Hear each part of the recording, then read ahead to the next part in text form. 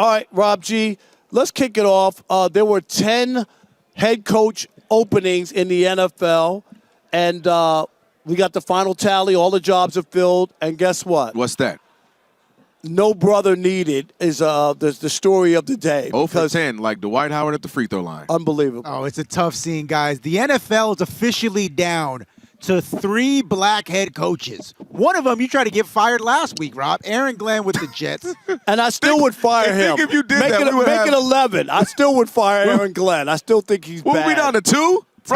Todd Bowles of the Bucks and DeMeco Ryans of the Texans. That's because of the 10 head coaching vacancies this cycle, 0, Z-E-R-O, went to black coaches. In fact, only 2 offensive coordinators are identified as black, one of which is biracial, Mike McDaniel with the Los Angeles Chargers. The other one, Eric Bieniemy, just got his job back in Kansas City. And Rob G., can you tell everybody that Robert Saleh is not black? He is not black. Would you stop that?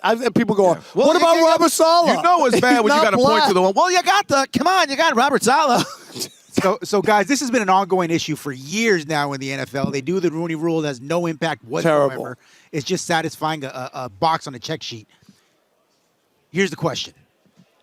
Why does this keep happening? And what can they do to fix the problem? I'm gonna be unconventional here. Okay. I'm blaming the black players in the NFL for this scourge, not the owners. Okay. Not the owners, because they will not make a change unless, Kelvin, you force them to make a change. And I'm serious. The Players Association, weak and terrible. The players themselves. Where is the press conference with the top 10 black players saying this is garbage, this is ridiculous? You know, I saw somebody go, well, DEI is dead or whatever. Wait a minute. The league is 70% black. The DEI is the white guys who keep getting hired in a black league. Yep. You know what I mean? Yep. Not the other way around. Yeah. It's mind-boggling. But we saw it in the NBA. What did they do? Donald Sterling was a coach was an owner for 40 years in the NBA. Finally got caught up. Guess what got him out? The players came together and said, guess what, Adam Silver? We will not NOT play the playoffs if this guy is still an owner. He was out like that. Yep. A billionaire out like that. Because all the players have to do is stop the game. No, stop these owners, stop the league, and say we will not participate in the league that we have no future in. The playing career is a small one. Most guys in the NFL get a cup of coffee and a sweet roll. You're lucky if the average career is 3 years, 2.5 years, 3 years. So you know how many people get 5 games or nothing in order for it to be 3? You know what I mean? Yep. And it tells you, and yet they continue to go along with it. All these big mouths on television, former athletes, they got something to say about everything except this.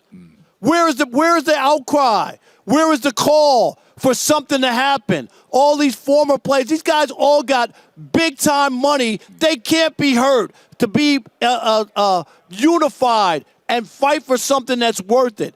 And it's not about you. It's about all the guys who can't play at that level and make that money and want to have a career. Those are the guys you need to stand up for. Everybody's not going to be a star and be set for life. They need a job, an opportunity. They want to coach. It's also, Rob, it's also what it says about the mental capacity. Right? And I brought this up again, little history lesson. It's hey, you can be a black quarterback in college. It's cool because you played a little bit in high school. Come on. We got it from here. When the professional ranks, we got it from here. And for decades, black quarterbacks coming out of college were told to what? Go be a receiver. Go be a defensive back, Tony Dungy. Go be all these other things but a receiver, a quarterback. Because not only do they told Lamar to do that. They told Lamar, go be a receiver. Lamar. And this was what, 2017-ish or so? 18-ish? It's not like that was 50 years ago. Hey, you just won a Heisman a couple years back. But by the way, don't come play the quarterback position in the NFL. That was Bill Polian, who was a Hall of Fame general manager. And what that screams is there's still an ideal of, well, you can't lead a team. The leader on the team on the field is who? The quarterback. The leader off the field is who? The coach. We already know there's multiple, the leaders of that picking the team as general managers.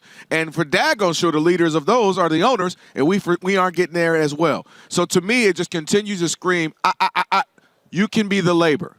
Go do all the hard hits. Right. Go get the CTE. Go out there, make the tackles. And you and I talk about it all the time. How many guys, Rob G, come on our show telling stories of beating, battered? You've seen them walk around here. You can go do that.